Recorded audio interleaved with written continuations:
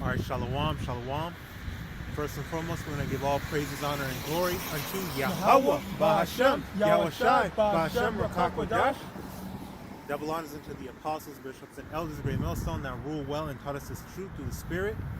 To the Akim, our fellow laborers, pushing the word out in truth and sincerity, risking their lives and freedom to do so now more so than ever. To the Akim YAHAWAH, listening and learning, being doers of the word and abiding in the faith. And to the speckled birds scattered abroad that look like the other nations but are truly Yasharala through the Spirit, Shalom wa Barakatam. This is your brother Ariyah. This is brother Kawakab. All right, we're just out here flowing through the Spirit, you know, being instant in season and out of season. All right, matter of fact, I'll start with that scripture. All right, you know, it gets cold. You know, we see the apostles and elders on down in New York. You know, it snows, it gets really, really cold up there, and you see that they're not seasonal Israelites. All right, they go out there all the time in rain, sleet, snow. If you don't see them out there, it's because it's really, really bad, you know, but they're out there all the time pushing the word out faithfully, as foolish as it may seem. Right? As foolish as it may seem to the world, being out there in the cold, you know, getting frostbite, you know, they still preach the word diligently and faithfully. All right, this is 2 Timothy chapter 4.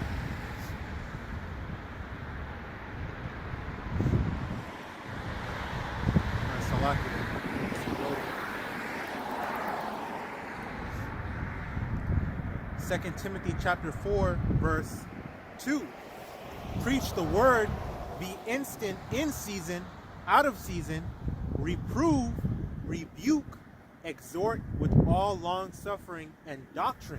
Okay, that's commanding us as able-bodied Israelite men to be instant in season and out of season. All right, it doesn't matter what time it is. You know, as long as you're being wise as a serpent but harmless as a dove.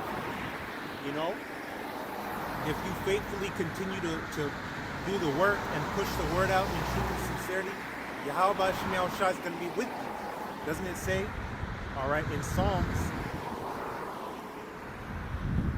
chapter 34, verse 7, the angel of Yahweh encampeth round about them that fear him and delivereth them. So you don't have to worry about, oh, what about, you know, we see the police cars passing by. You know, what about Jake? You know, he might get aggressive. No, Yahweh is protecting you. All right? He always has his angels around his men that are being faithful. All right? As long as you have faith in him, he's going to have his hand on you. He's going to, we dwell in the secret place of Yahweh. He's our rock. He's our defense. Okay? 1 Corinthians chapter 4, verse 10. We are fools for Hamashiach's sake, but ye are wise in Hamashiach. We are weak, but ye are strong. Ye are honorable, but we are despised. All right, so that just goes to show, you know, it's a quote unquote foolish thing for us to come out here. It's a foolish thing for us to make enemies with the world because they have the carnal power to go against us. They have all the not only the power but the numbers, the strength in numbers against us. All right, and that's why it says that we are fools. Okay, because it's on a baseline level we look like fools, but in actuality it's very wise to seek after the Most High Yahweh, YAHAWASHI, and decide with them, because at the end of the day they have power over them. They have power over the carnal life. Okay. I just want to get this other precept as well. You can continue. Oh yeah, I have a quick precept to that because, like the brother said, they can't. Pretty much, they just can't comprehend it because it's too high for them. But Yahweh allowed us to understand these things because he bestowed his Holy Spirit upon us. All right, and like Yahweh said, the Comforter is with us so that we may understand we're able to learn and understand all things, you know, all the things that we need for this walk that we're partaking in. And this is 1 Corinthians chapter 2, verse 14. But the natural man, natural meaning carnal, right? They're carnally minded. And the scriptures say to be carnally minded is enmity with the Most High. The natural man receiveth not the things of the Spirit of Yahweh, for they are foolishness unto him, right? He perceives us to be as fools because he doesn't understand why these men are out here faithfully coming out, you know, day in, day out, week in and week out, prophesying the word that no one even listens to. You know, it's like we're out here talking to ourselves. But, come on. Quick precept to back you up on that. 1 Corinthians chapter 1, verse 21. For after that, in the wisdom of Yahweh, the world by wisdom knew not Yahweh. It pleased Yahweh by the foolishness of preaching to save them that believe. Go ahead. It pleases him. See, the reason why it pleases YAHAWASHI, the foolishness of preaching pleases him, is because it shows that we have faith. It said, the scriptures say, hey, faith without works is dead. You know, I think it was the Apostle Paul that said, I'll show you my faith by my works. So through these works, through rehearsing the righteous acts, as it says in Judges 5 and 11, you know, through coming out, preaching the word as able-bodied Israelite men, laying our bodies down as living sacrifices, that shows YAHAWASHI that, hey, we have faith in you, that we want to please you. We want to do the things that show, hey, we fear YAHAWASHI and we desire salvation. We want to prophesy, you know, cry aloud and sigh and cry against this wicked place, you know, because we want this place to be teared down. I mean, add a point to that is, you know, over here, what we could be doing right now, we could be going and doing an actual job, you know, putting in hours to make physical money. But, you know, we are putting in hours with the Most High Yahweh so that we get that spiritual money. Okay, now let me get this precept. Matthew chapter 6, verse 19. Lay not up for yourselves treasures upon earth, where moth and rust doeth corrupt, and where thieves break through and steal, but lay up for yourselves treasures in heaven, where neither moth nor rust doeth corrupt, and where thieves do not break through nor steal. Okay, you see that that's why 1 Corinthians 1 and 21 said the foolishness of preaching, because it seems to the carnal man, it seems, you know, to the world that we are fools. Like, oh, look at these Power Ranger looking ass people, you know, these Power Ranger looking ass niggas. That's what they think of us, you know, going out there and preaching about, you know, some sort of quote unquote fairy tale and whatnot. It's like that type of stuff. That's the carnal. That's the foolishness of preaching. While, you know, in actuality, you know, what do we have to look forward to? We have the kingdom of heaven to look forward to. We have, you know, wealth that is immeasurable and way better than we could ever get from like all these celebrities have. You know, these celebrities with their mansion, their 100 acres and whatnot, you know, 50 pools and whatnot. We will have universes, we will have galaxies, planets all to ourselves. That it's an eternal weight of glory, as the scriptures say.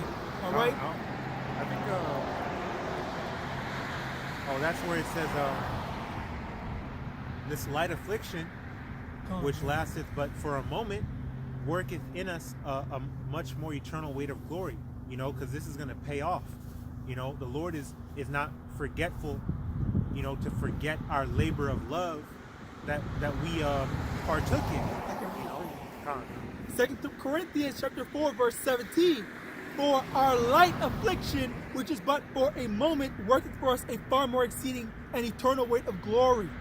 Verse 18, while we look not at the things which are seen, but at the things which are not seen. For the things which are seen are temporal, but the things which are not are eternal. Hey, if we were just some niggas in the world that were just trying to get money, get to the bag, all of them, that's why we see these celebrities become depressed. All these people they got all this money, and they're just lost. They don't know what to do with it. They can't fill that empty void. You know, we may be poor in physical riches, but we're wealthy in this. Like the brother said, our spiritual bank account is getting built up. You know, ultimately we're looking at the kingdom of heaven, because in the kingdom we're gonna be perfect. We're never gonna go off again. We're gonna be completely 100% connected to our power. We're gonna have spiritual power, and we're gonna have rulership. We're not gonna be slaving. See, you chase after the bag.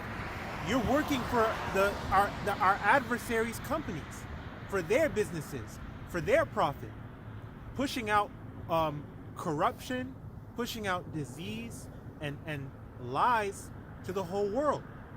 But with our rulership, it's going to be nothing but truth flourishing, organic, healthy foods, organic everything.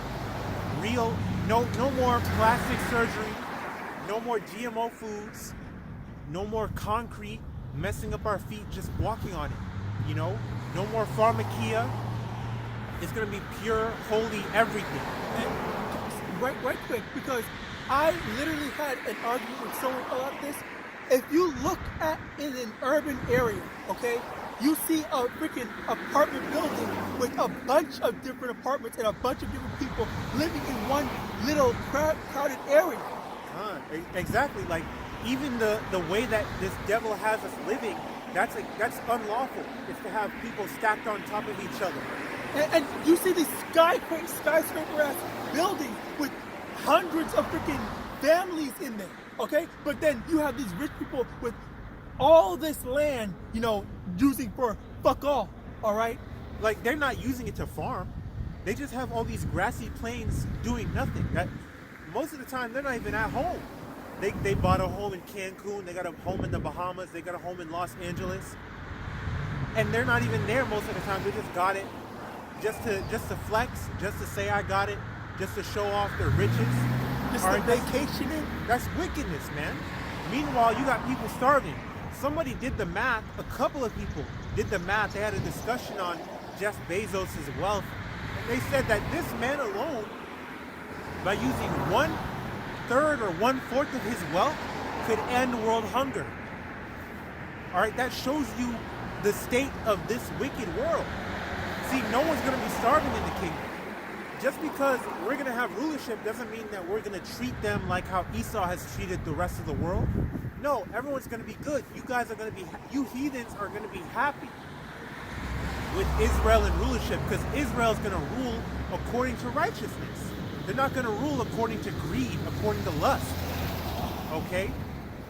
And just to finish off 1 Corinthians 2:14, for they are foolishness unto him, unto the natural man, neither can he know them, because they are spiritually discerned. See, the people of the world can't understand spiritual things because they're spiritually discerned. Like if we go back to them looking at us on the streets as fools, right? Like garments. They say we look like Power Rangers. They say we have dresses on. This is spiritually discerned because this represents us mourning. Okay, that's how it's not about putting fringes on your t-shirt. It's about the garments that we wear at camp to show that, hey, we're vexed with this place. We're mourning. Okay, we're in the house of mourning. You know, that illustrates the men of the Lord,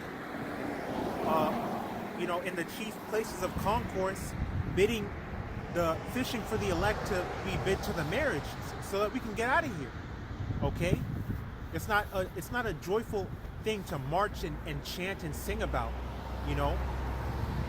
Really, the song that we're singing is a song of good news to the elect, but it's a balance of positive and negative, because the negative is, hey, we're about to come into Jacob's trouble. You know, although we have the kingdom to look forward to, you have to understand that you have to get ready. All right, that goes into building up your spiritual bank account, preparing your mind for the things that you're about to see, for the trial, the hour of temptation that we're about to go through. You know, it's all about balance.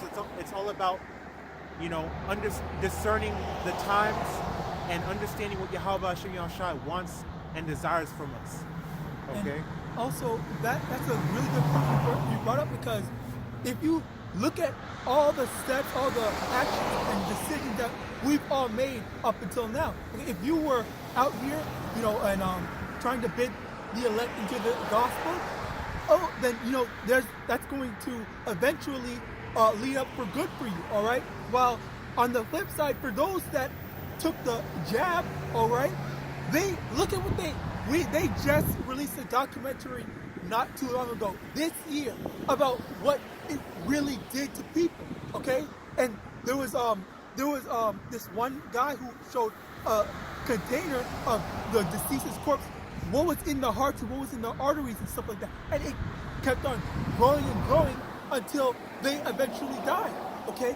So how and this was also what they warned about, because as time goes on, if you just say that the government does not have our best interest at heart, you are labeled as a terrorist, misinformation spreader, and all this stuff like that. But look at all the stuff that we warned about before for just the jab alone, okay? And now they're proving that we were right and they were wrong. And what? Now what's next?